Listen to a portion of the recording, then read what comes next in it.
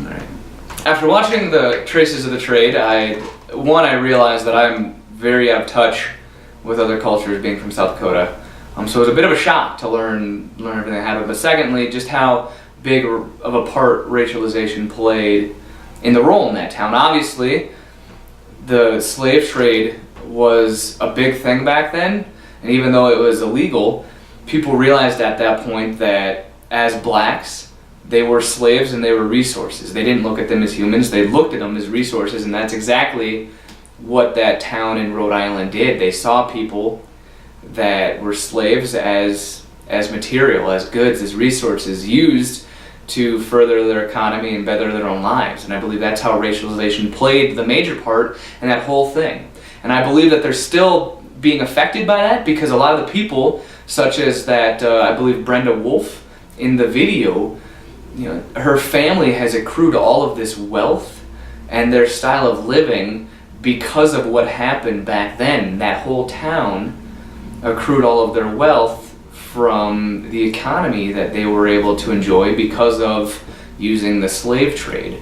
And that's something they're not able to get away from. There's a lot of money still circulating in that town based on that.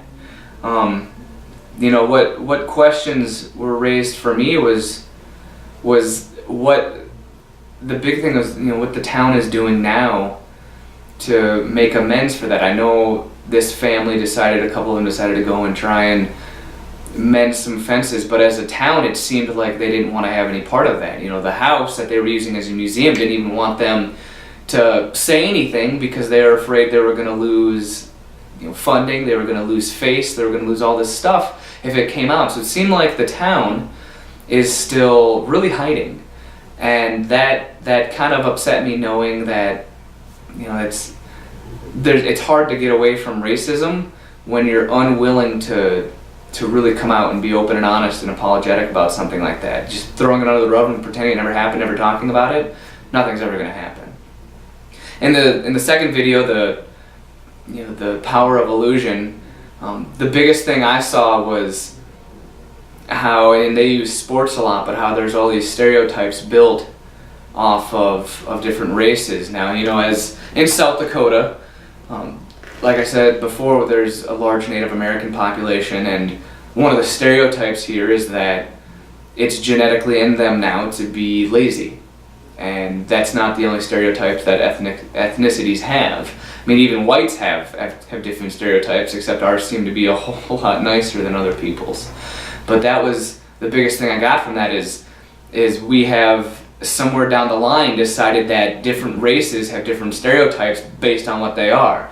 Black people are good at sports, Mexicans are really hard workers, Irish are heavy drinkers, Native Americans are lazy. We have all these things that we believe are just embedded in our code, and it has nothing to do with our genetic code because of how similar we actually are. And I believe the biggest emotion that was raised for me there is ignorance. I grew up in a small town in Iowa and then Minnesota and South Dakota. I didn't have a lot of exposure to different ethnicities or races. And so I fed right into all of these. And I still feel that now when I meet somebody, I assume, based off of what I was told growing up, that those stereotypes are true, based off of a genetic code that obviously is false. The biggest thing I got out of these two videos is moving forward in ministry, and that's to really see people for who they are.